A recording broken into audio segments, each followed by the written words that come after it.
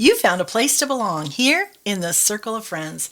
I'm Missy, and all week long I have had two very, very special guests with me, Troy Good morning there, Missy. and Eric. Hi. I am so thrilled to have had this week with you guys. Troy, as I've said earlier, you and I know each other through business, and Eric, we've met through the same way.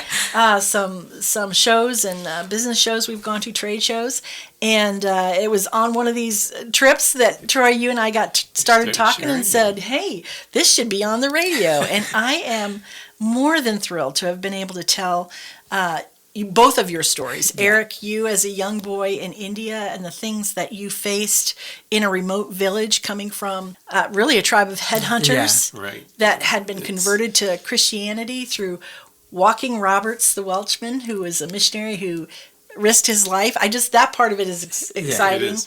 And the trauma that you went through as a young boy in the Civil War and the things that you saw and how God brought you here to the United States, and Troy, how you heard him in a choir, and how, it's a fascinating story how God brought you on this journey. And now we've come to the point where, Troy, you have actually, out of all of this in the experience, the two of you together almost God has used in partnership to create a nonprofit called Jonathan David in an orphanage in India that reaches out to children who are really of the untouchable tribe or unwanted or have no one, no support. We say bringing the fatherless to the Father. Yes, bringing the fatherless to the Father. Right. I love that. And so that I want to be really clear with this. One of the reasons that we're careful about what we say is that there's still persecution. There is. And so we want to be very careful because although it is a Christian orphanage, it's not listed that way, it's not promoted that way, because it would be shut down. Correct. And so if you've been listening this week or you're listening today and you want to participate in some way, if your heart has been moved for these children, first of all, prayer. Prayer is the most important thing. Praying never ceasing. Praying never ceasing, because the needs are great and then will continue forever. Really, they really will. Troy, you gave an astounding statistic the other day. That the dilutes. That's the lowest of the low in the caste system. The orphans in the slums in India. That population is bigger than the entire population of the U.S. That's correct. Yes. India is the second, by population, it's the second largest country in the world. Yeah. And many of those are orphans. Yeah. Correct. More than we have population here. And I say that over and over because it's hard to wrap our minds around. I don't know if I can actually do that. I truly don't know if I can actually comprehend that. And honestly, for most of us, we might hear that and go, whoa, there's nothing I can do. That's just too big for me. But as we've heard Eric's story. Yeah. I think with that statement, Missy, I think back even to Walking Roberts. Yes. Who even there was even told you can't do this. Yes. And one man did. And one Through man God, did. But one man did. One because man when you did. hear God follow. Yes.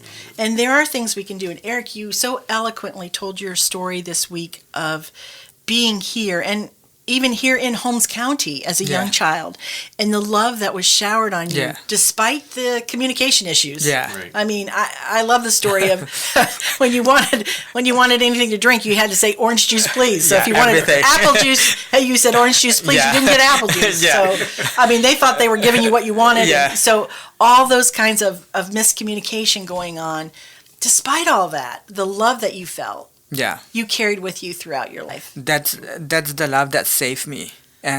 Because when I lost faith in myself, when I lost faith in the humanity, when I lost faith in the world, I have witnessed people, the love that people gave when they have Christ. And when I lost faith in God, the God I know, I keep thinking, but there are people who actually know Him. Yeah. And who actually overflow that love. I have seen it. I've experienced it. You knew and it. so I tried to, but that keep calling me back. And that's exactly what the foundation is about.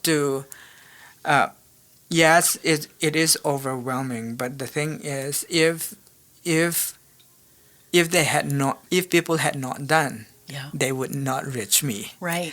I would never go to Right. school. Exactly. I was that one child. And there wouldn't be an orphanage Yeah. helping as many Correct. people Yeah. as children as you can. Yeah, I mean, you're not helping the entire population in Yeah. the slums, but you're certainly helping those that you can. And the ability to do that. Now, and I want to talk a little bit about your vision, Eric, for the orphanage and what that really means in terms of generationally.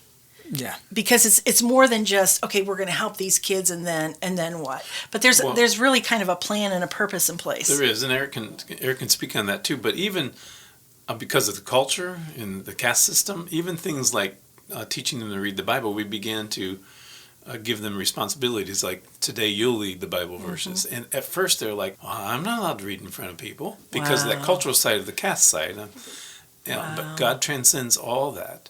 He transcends culture and everything. And they're even learning that they are somebody to God and that they can read this Bible in front of people and share and things too. And Wow. So Yeah. so Eric, this is really comes out of a dream that you had to help those. And I love the other day how you said at first you really anything but that, Lord, Yeah. because I don't want to revisit. I Yeah. don't want to go back to the trauma that I suffered as a child. But your heart really connected with these kids because you lived it. Yeah, I cannot see past myself. Yeah. I cannot see past my experience. And these kids are me. Yeah. They are me, and they will be me. Yeah.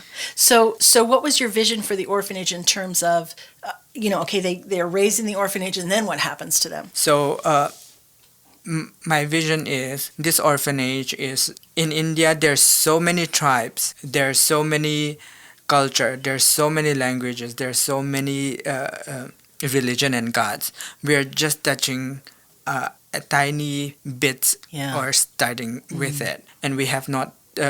We are starting in that remote part of it, and then hopefully we'll branch out. And once they go to school, my hope is on the physical side of it. My hope is they would be able to speak English, and through that they would be able to learn. And from that on, the chain of poverty and shame would be broken. Yeah.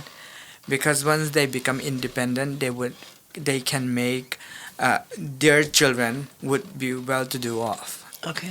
Just like my father don't even speak English, and with God help, with God leading, I began to speak English.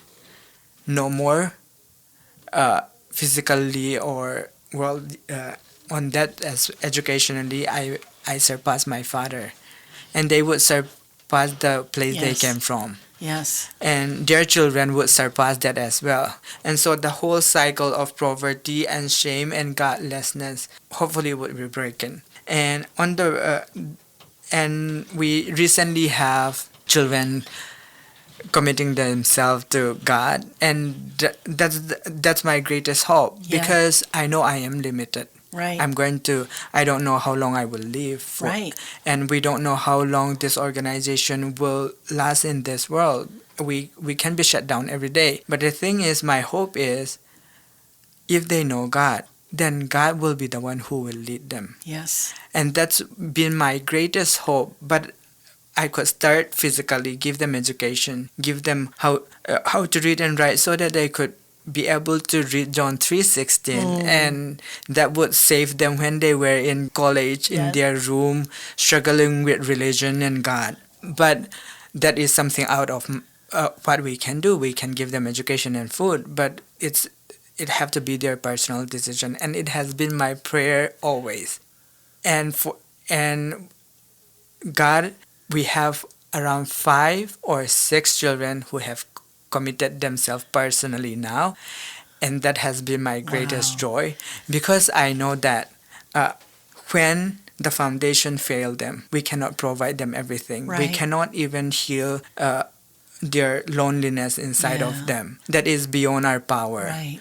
And when they feel like they have no one, they will have Him, and they will have Him to bring Him back and rescue them from being a refugee. Yeah. They will be there. God will start guiding them when they are in a refugee camp, or when they travel across the world. Right. And then they will see God in people's faces. Yeah. I will not be the one or the foundation or anybody Right. who lead them, but God will personally lead them from now on. Yeah. And they won't, and the moment they say yes to God is the moment I know that we success and that they will never go back to their own self again. Yeah. And the final cycle broke when they say yes to God, Yeah. because no matter what they go through, God will be the one who take care of them. He will narrate their story from now on. Yeah. And that has been my greatest joy, because without God who pull me back, who rescue me, I won't be here. And just like that, I want them to have that experience, that journey. I know they will face persecution. I know they are going to be looked down upon. I know they will have their own brokenness and their demon to fight. I know. That is something I cannot heal them. Nobody can heal mine Right. except God. Yeah. So I want them to have that. And now that they have it, God will slowly guide them to where their journey would take them.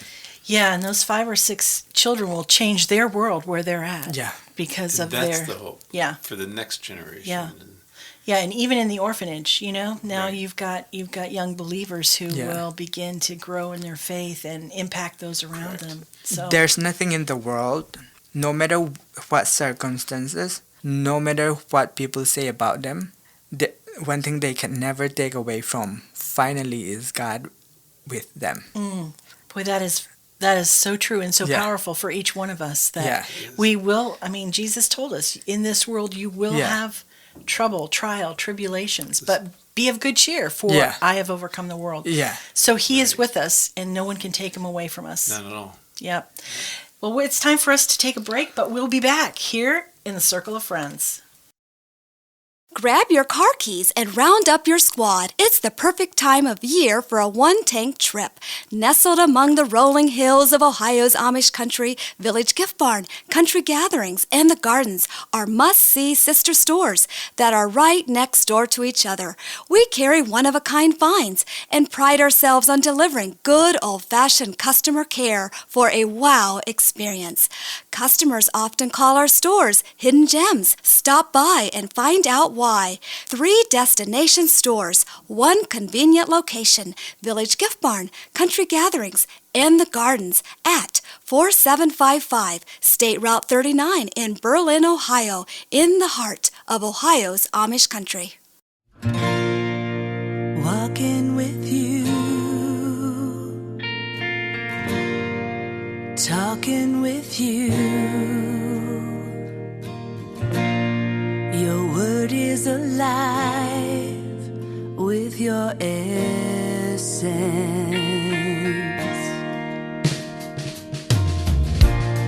My heart is on fire, and you're my desire. As I drink of the fountain of your presence.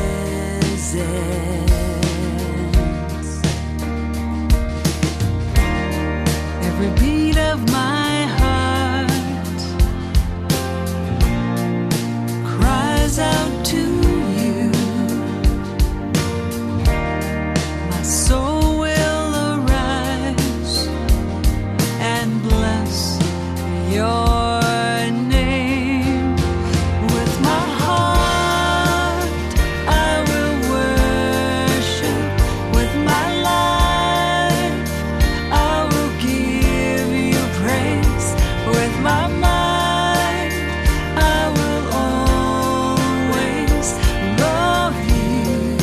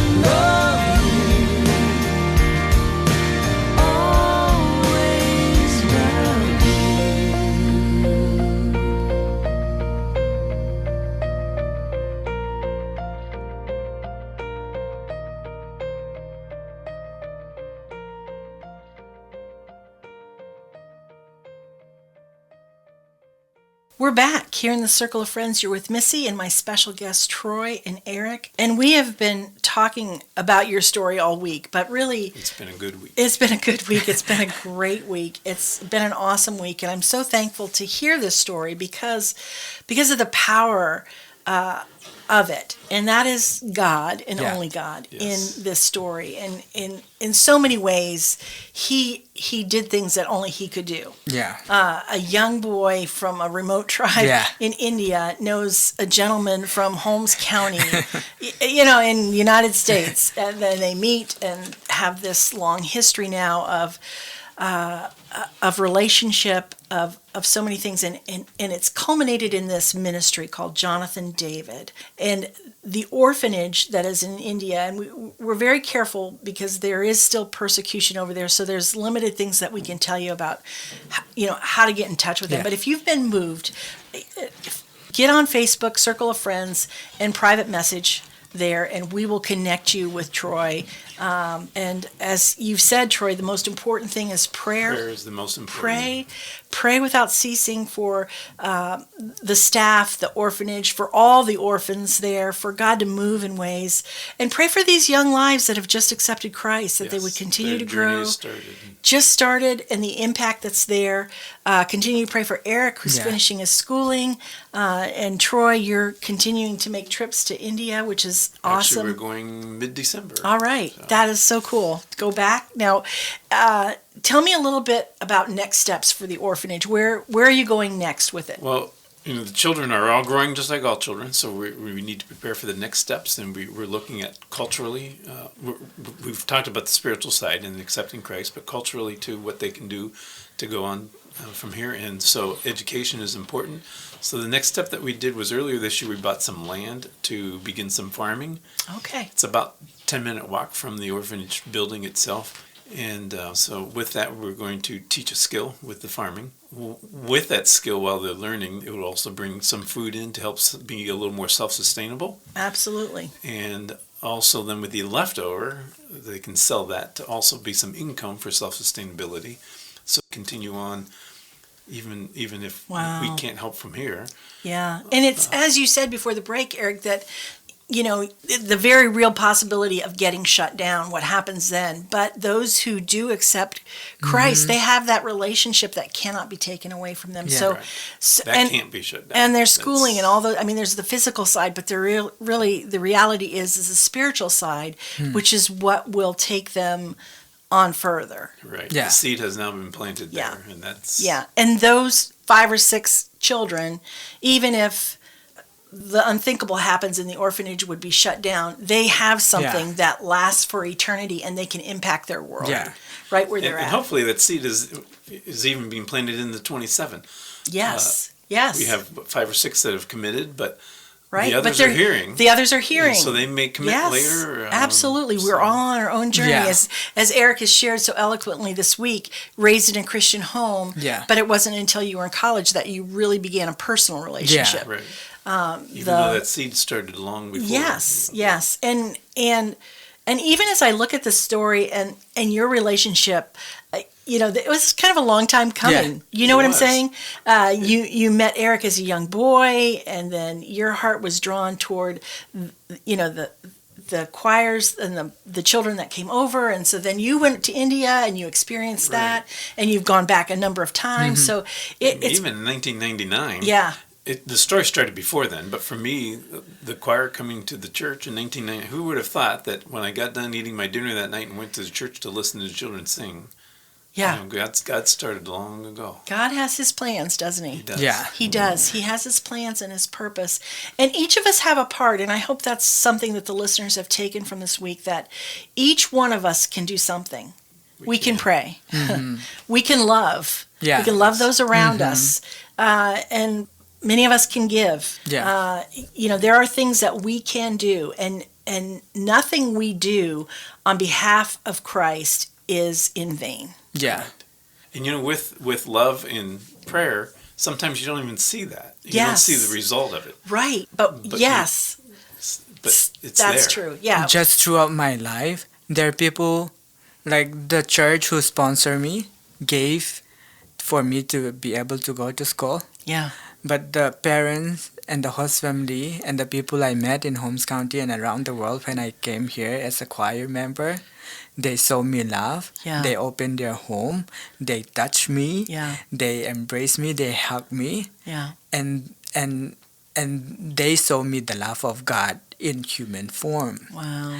And also I go back, and the people that I met, Watkin Roberts, the people who have the guy who don't have to come to our place Yeah. came. The missionary. So who there are came. people who came physically, there are people who gave financially, there are Yes. people who showed me love, Yeah. who touched me, who just saw the love of God in their daily life, and I witnessed it, and so I experienced all aspect of God Yeah. in human beings, and they have all those people, all the people I love in different forms. They all show me the love of God, Yeah. and they all gave me strength, and they all changed my tribe color. Wow. Before, my forefather would wear the tribe color to kill people. Now we wear the tribe color to show that we belong to God. So Oh. the story changed. The entire story of my tribe and my bloodline, and the entire story of myself, because of that change. We don't hunt. We don't wear. Before, I have to wear my tribe color. I have to wear a tribal tattoo. Yeah. If I don't wear the right tattoo and be the wrong place, I die. And it's one of those rituals that I have to go through. But today, I don't have a tattoo. I have a tattoo of the heart from God. Yes. Yes. And I belong to every territory, and I belong to the world and the universe. Yes. And yet you can bring all that back to here. Yeah. And I try. I mean, I'm not perfect, but it gives me a different view on all this. So, like, if you're at the grocery store and somebody bumps into you with the grocery cart, it makes you think now, instead of turning around and showing that hatred and anger, Yeah.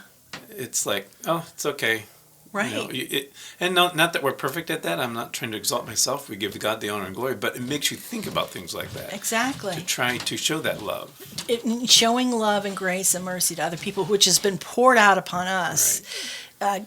We can have an impact in ways that we may never know about. I would venture to say there are people that sat in that church, put money in that offering plate Yeah. to sponsor a child, whatever that a child was. Right. They have no clue. No. They have no clue. It was just one Sunday that it was a regular Sunday that they go through and just gave offering. Yes. But that money went, and they Yes. have no idea. Yeah. And then a child being a refugee with one pan in the entire household Yes. need that so much, and it saved lives. A refugee who had Yeah. one pan in his Yeah. entire household changed a life. Yeah. It changed a life, and people who probably just dropped extra money in the plate. So really, the message for all of us is that we need to do all we can, and the smallest thing can be the biggest thing. I mean, God can use whatever we give. I mean, because He's that kind of God. He can change the world. He changed the life of Eric as a young boy and as a college student, and now these lives of these young people in the orphanage, their lives are being changed. It's the power of God that we can see, and we get to be part of that story by simply offering love and having that impact on lives, even if you never know it. Yeah. Even if you never know it. And then also, like, for me, you're never too broken, and you're never too weak. I am broken. I am broken till today. I have still trauma and anxiety, and I'm weak, and I have that past, and I have so many issues from the war and my history that I could never erase, that I wish, but it won't go away. But you're never too enough. You're never too broken to be used by God. He will use you. He have used me. Yes. Yes, He has. Yeah. He allowed me to be a part of the orphanage. He allowed me to contribute in my own broken way. Yeah. For kids like me, and He will use everybody. I feel like sometimes I'm that rock who shout out. That small. Yeah. God saying like, if there's no one to praise me, the rocks will cry out. The trees will. I feel like that rock because I'm the most likely person fit in my mind, and but God will use the brokenness. He will show His power in the brokenness. He will show His mighty. I am weak, but the victory is not mine in the first place. Yes. And so if He's going to allow me to, if He say, I will use you, because not despite your weakness, but because I will use your weakness and show my power in that weakness. I just have to say, God. Yes, exactly. Yes, That is straight from what Paul has told us in Scripture, that when I am weak, then He is strong. Yeah. You know, in our weakness, He can use that, because in our brokenness, He can be revealed through that. I think that's a powerful message out of everything that we've talked about this week. And just knowing that God wants to use each one of us wherever you're at. And that's the focus of the week, too. You've heard a story, which really is a testimony, but it's about God. It's what He's done. It's not about the orphanage. It's not about Eric. It's about God and and we definitely give Him the honor and glory. Yeah, absolutely. Well, guys, it is at the end of our week. I can't believe it, but I am so grateful. I know, it went so fast. And I thank you so much for coming. Thank you. Eric, for telling your story. Troy, for telling your story. And thanks be to God that He has done this great thing in and through you, and that He can do it in us if we are but willing. Are you willing, listener? Are you willing to let God use your life in the smallest of ways to share His love so that He can impact the world around you? Thanks for joining us this week. We will be back next week here in the Circle of Friends. Thanks to generous donations, this program is produced by Circle of Friends Ministries. You can write to us at P.O. Box 345, Berlin, Ohio 44610, or contact us at 330-852-0000. You've found a place to belong.